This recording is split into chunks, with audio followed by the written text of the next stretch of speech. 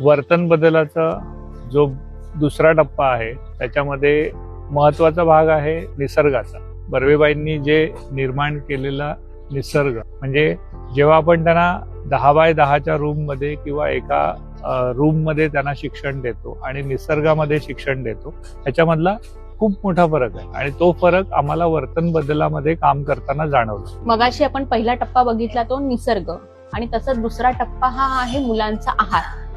जसं की मुलांना रोज सात्विक आहार देणं, जसं ताक, कोशिंबीर हे रोज मुलांच्या आहारामध्ये असतं.